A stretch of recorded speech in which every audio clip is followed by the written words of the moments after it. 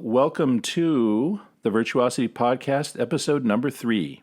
And today we're going to be talking about modern bluegrass guitar with our special guest, producer and bassist Todd Phillips. Hello, Todd. Hey, how you doing? It's great to have you here. I've got my co-host, Timo Shenko. Hello. And we started off with a cut from Todd's album called Time Frame, and that was a cut called Now It's Raining. And for those of you wondering where was the bluegrass guitar, well, there wasn't any. But I thought we'd start off with a beautiful cut from that album that I think is just an extraordinary piece, Todd. Oh, thank you. And we got to, and the reason I chose that too is because I think we're jumping into modern bluegrass guitar, and we're going to be doing early bluegrass guitar and the beginnings of how this all started, in a later episode. So we kind of hop around here and jump into what's interesting or what we focused on at the moment. But we're going to kind of be covering the chronology of all these different instruments and the different genres. Last week it was 1950s jazz piano, and then we're going to go back earlier and also forward later. So that's kind of what we're doing. But modern bluegrass guitar kind of gets into where influences like jazz start coming into the genre. And so just a couple of quick things that I always have to start the show with. Be sure to go to our Patreon page and check that out.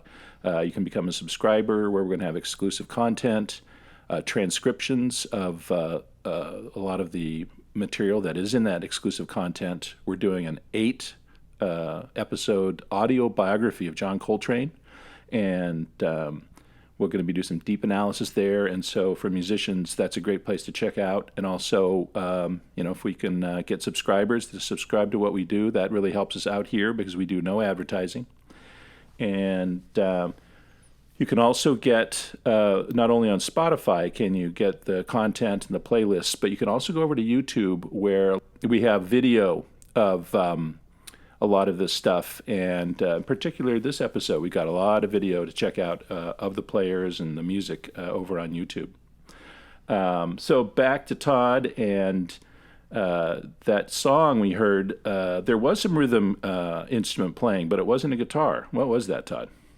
That's I guess legitimately that's a bouzouki or octave mandolin, but I only had 4 strings on it.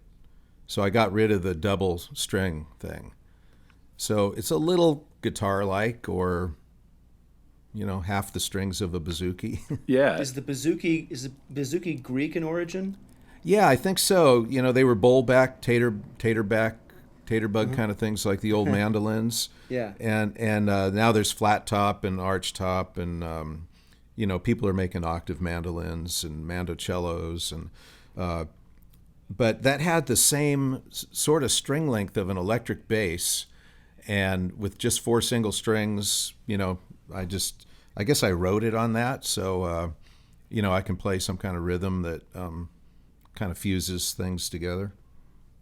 Very cool. So that, I think I wanted to show that just to kind of give it a sense of, you're known as a bluegrass, one of the top bluegrass bass players, but there's a lot more that you bring to the table than that, and I thought that was a great song to just kind of set the tone of who you are as we now dig into a lot of bluegrass and where it's come from and where it's heading. Well, good luck with that. Well, another reason I thought of you is because as I was kind of putting together this playlist and going over it, I realized at a certain point, God, Todd is on like half of these cuts. And since I happen to know you, I thought and I thought it would be interesting to have a bass player who's collaborated with a lot of these people and produced them. I know most of the players there, or have worked with them, and some of them I've known since they were little kids, like Molly, or I'm getting old, so I've known some of them since they were kids going to camp, music camp. That's awesome. And also I thought it was, usually when you do a show like this and you're doing a show on guitar, you get a guitar player to talk about guitar players. So as a bass player and as a collaborator, you have a unique vantage point to observe what these guys do and talk about them in terms of the overall musicality, and not just talk about those upstrokes or downstrokes or hammers or hammer-ons or pull-offs. Yeah. I mean, I'm kind of aware of that stuff, but you're right. I think as a bass player, you're kind of sitting in the lifeguard chair sometimes, what's the word? Just it's a good observation point of a whole band, because the job is sort of to listen to everybody and see how pieces go together or don't go together. You're the glue. You glue it all together. Yeah, you kind of keep the peace, negotiate a little bit, compromise here and there, and lay a foundation for what's going on around you. So it's a good perspective. And every one of these guitar players is so different to play with and work with. You have to be a little bit of a chameleon to help them do what they're doing, and adapt to what's going on around you. So, yeah, it's a good perspective on them. Well, before we get started, one more thing. I'm just going to give people a little bit, talk a little bit about your background. And you were there at the beginnings with the David Grisman Quintet. You're one of the founding members, and you played rhythm mandolin and not bass. Yeah, that was a side trip. I played bass since I was 11 years old. Yeah. But as soon as I got out of high school at 18, I grabbed an upright bass and started playing in a pizza parlor, sometimes 3 or 4 nights a week. 4 sets. I made $25. It was $125 for the band. And so that was kind of my college. That was my training ground. And I was getting exposed to bluegrass music. And but I was really attracted to that mandolin because that's the backbeat. So you know how a bass player usually connects with a drummer or not. You're really working tight with the drummer. In a bluegrass setting, you're really working with that mandolin and the guitar to create that rhythm section. Because there isn't a drummer, right? No drummer, yeah. So right. That's the unique thing about, I think, all your examples today, no drums. And so the role of a guitar player is way different. It's a different kind. There's no comping really like you would if you had a drummer or a jazz band or even rock and roll, but they're carrying, they're kind of driving the train. And so I got attracted to the mandolin. I played for just a couple of years, and I ran into David Grisman, and the guy took me home with him and didn't let me go for quite a while. He asked, what do you want to learn? I hadn't learned any real other music, fiddle tunes or Bill Monroe or anything. I was just learning the chords, and I guess I had a natural rhythm and I could hold a pick. He taught a group class, and he noticed I was like the only guy that could hold a pick. And I went home. He sent me, that first time I visited his house, he sent me home with his 1927 Fern Gibson mandolin. We just met, and I went back up and saw him a couple days later, and he asked what I wanted to learn. I said, well, I like the tunes that you write, and we just started working together as a duet. And I knew of Darrell Anger in a different bluegrass band in the San Jose, Santa Cruz area, and I brought Darrell into it, and eventually David met Tony Rice and brought him into it, and there you go. Wow. Yeah, we're going to get to a cut of that band a little bit later, but just to get a couple more things, you also done multiple albums with Tony Rice and also with David Greer, two of the premier guys, if not the two main guys playing these days. Or well, Tony's no longer with us, but one of the masters of the genre. And also, I mean, as I go over your resume, it's just, you've played with all of the top cats, Tim O'Brien and Daryl Scott. We heard you with Paul McCandless, of Oregon and the Flecktones, Laurie Lewis, Taj Mahal, Stephen Capelli, Chris Thiele. I mean, my God, you've played with everybody. I've been lucky, yeah. Right place at the right time. Well, through David Grisman and Tony Rice, I mean, it just kind of led from there. people got to hear me, and I got to know people, and that's all I know. And the bass player knows the tunes, so the bass player gets the gig. Yeah, yeah. I guess I play the role right. You know, I guess I have decent pitch, which helps on a bass. You know, when you play upright bass, playing it, if you can get the thing in tune, it's a monster to tackle. If you can do that, you'll get some gigs. In time. Yeah, a little rhythm and pitch. Yeah, it helps. Cool hang. Yeah. Well, knows the tunes, and then has played with people who are of reputation, and then call him. That's it, right? One thing leads to another. All right. Right, man. Well, I'm surrounded by bass players here, and this could get off the rails quick. I know we're supposed to be talking about guitar players, man. But just to finish up, you know, I'll embarrass you and mention you've won a couple of Grammy Awards, including for producing a great album. I guess you won for Best Bluegrass Album for True Life Blues, the songs of Bill Monroe. Yeah. And had a kind of all-star cast with a lot of people we were just talking about on that album. Great album. Yeah, that was, you know, before I lived in Nashville, I came out here and just roped everybody into it. Got to play with Vassar and Del McCurry and Roland White and, Stuart Duncan. The list goes on and on. Greer's on it. And there's a lot of variety. A little bit of the California influence because I was still living there and that's where I'm from. But, you know, I've been lucky to know some of the real, through Tony again, inventors of the music, you know, like J.D. Crowe and Doyle Lawson and Bobby Hicks. Bobby Hicks is a great fiddle player. I think we made 5 or 6 records, Bluegrass Album Band records with him. And he was in Bill Monroe's band the year I was born. So, you know, I've been lucky to meet these people and work with them. Wow. And then more recently, you were the bass player for Joan Baez. Yeah, I finally got a real job. That was about 2.5 years. Yeah, really a lot of fun, a lot of comfortable touring, mostly in Europe. Yeah, I don't know what to say about it. Just great. You know, yeah.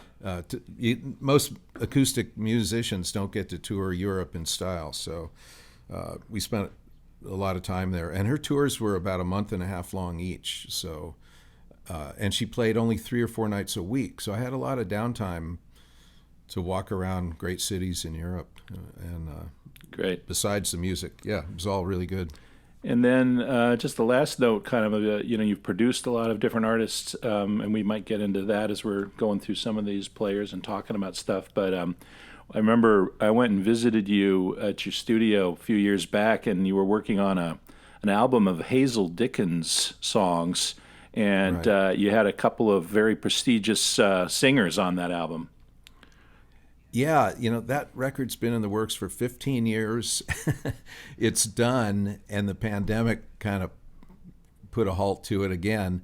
But right, almost everybody's like iconic kind of singer on it, iconic personality. And there were some holdups, like legal snags with a few people with their record companies. The people were great. People came in and recorded for me. You know, just because I asked them to, and then the record companies kind of put their foot down on a couple.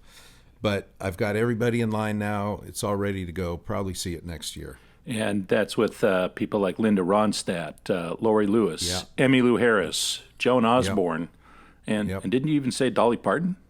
Yeah, last year, the 2 people that bailed it out for me on these other legal issues, the people that couldn't be on it, were Dolly Parton and John Prine. Each did a track. Amazing. And now it's ready to go. Great. Yeah. Okay. Yeah. Kind of one of the things I wanted to talk about and see, Todd, if you agree with anything I say, is that one of the things I realized as I started kind of digging into the history and kind of trying to formulate this was kind of a revelation that flat picking as a virtuoso pursuit, you know, as a solo instrumental kind of thing is relatively young. And when I went back, it seems to all kind of start with Doc Watson. And before that, bluegrass guitar seemed, was more a part of that rhythmic foundation of bluegrass bands and string bands.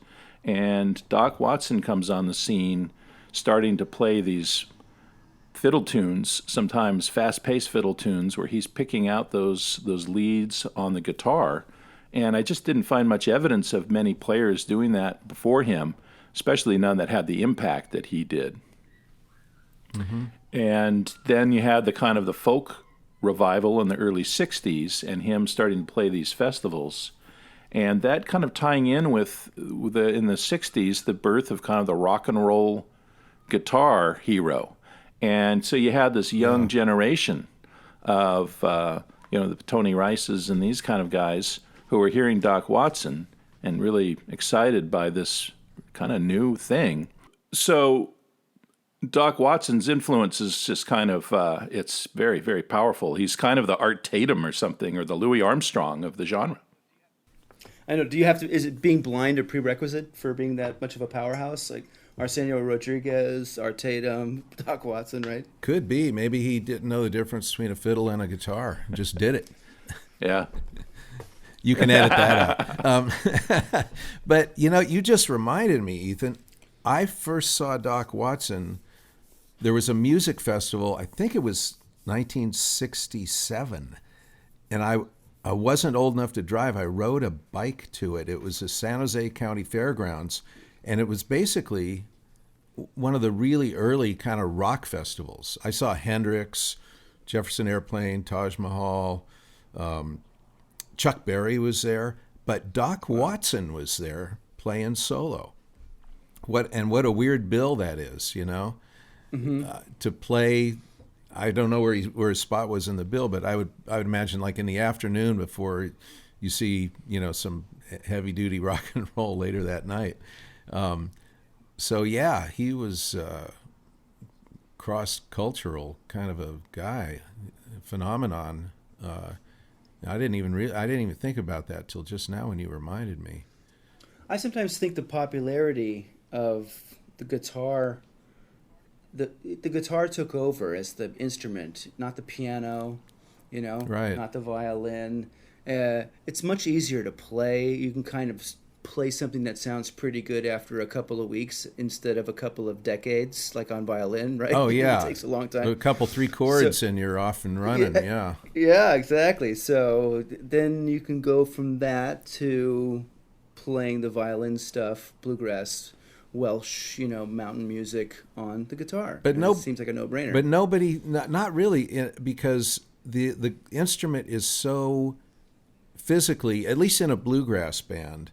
I think what a lot of people don't quite understand, unless you're standing face to face with one of these guys, is that the guitar is set up to compete with a banjo, a mandolin, and a fiddle, which are all like twice as loud as the guitar.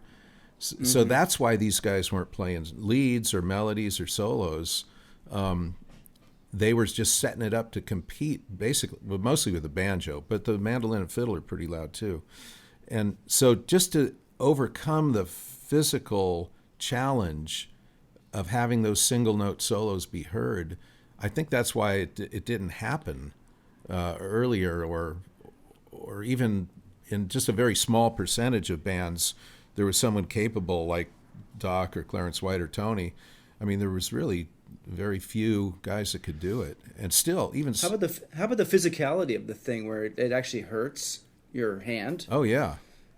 Because I've done electric bass where I emulate the bluegrass guitar flat picking stuff, and I try to emulate it on the bass, electric bass, and pretty soon it starts to hurt. And I can play a lot of Charlie Parker on the electric bass, but it's just like it becomes physical and challenging. Especially if you're set up with pretty high action and stiff strings, and I mean that's what those guitar players do, so they can be heard. Kind of like the real early jazz bass players put on gut strings and let the strings slap down to the fingerboard so you knew where the beat was. That's how I still play that way. I still play high action with gut strings. When you have absolutely. to. Yeah, right. You can pump. And electric bass is high action too. Okay, you do that. Yeah. Oh, absolutely. It needs to have, so you can dig into it and you can attack the thing. The low action is stifling. Yeah.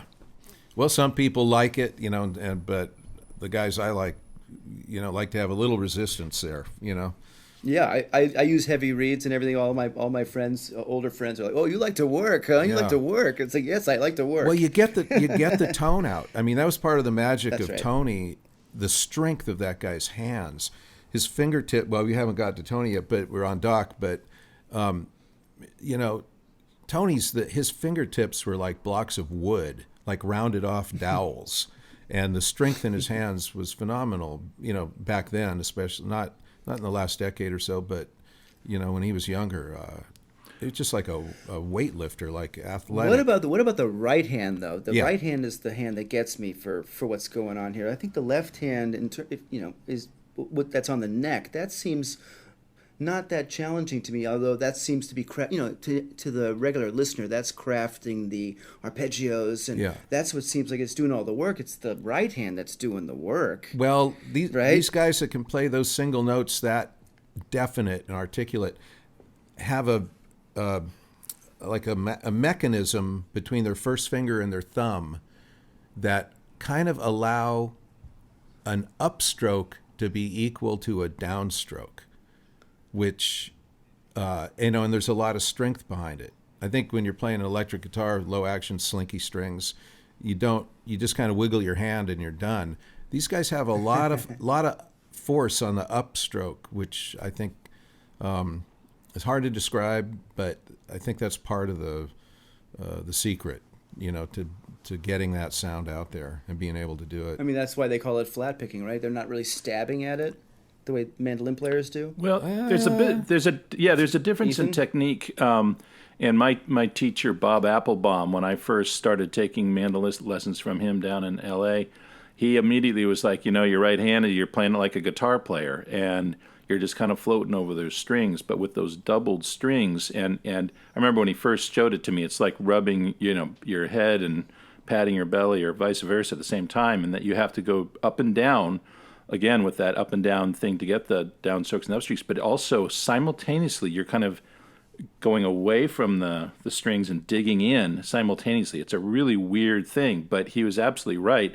Once I started getting into that, that's when you get that full ringing tone that the great players get. And a pretty heavy pick. Like the picks don't flex much at all, if at Yeah, I if use at a all. big fat Grisman pick, they were originally called, and Yeah. now there's some copies of that. But with a slightly rounded edge, not the sharp edge, and so you can kind of dig into those strings. So it's a different motion, but Yeah, no, there are no Fender mediums in that's bluegrass. right. Yeah. But back to one thing about when you were talking about the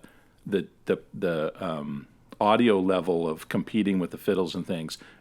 Part of the crucial thing here was the development of amplification and microphones and the quality that now an acoustic player could use electronics to get that sound out, and that was a big part of the development of the instrument too, that now there was a technology where it could compete with those instruments. I hate to sound like the old guy, but the youngsters are all plugging in and playing really light. Like none of those guys would have cut it in Jimmy Martin's band. Yeah. But I know what you mean. Yeah. Good point.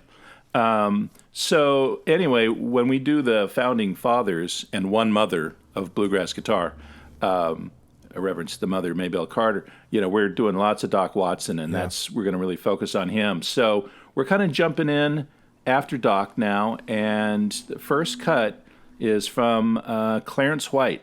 And Clarence White was, he had a brother, Roland White, and they had a band, and they were kind of one of the first groups that started to develop a little bit of more modern innovations into the kind of bluegrass ensemble thing. And he was, of course, heavily influenced by Doc Watson and Joe Maphis, the Bakersfield instrumental whiz.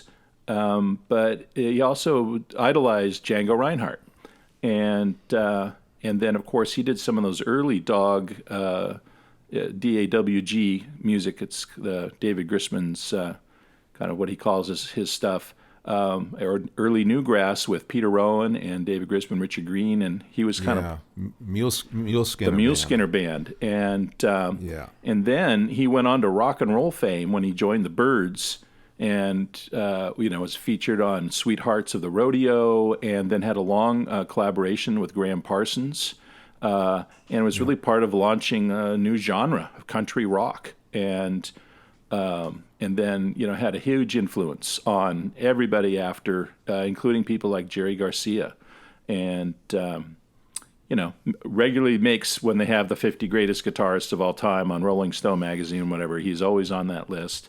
And so the first cut we're going to do is I found him doing a little something different than bluegrass, and this is a tune called "The Sheik of Araby," which I'm guessing he probably got from listening to Django.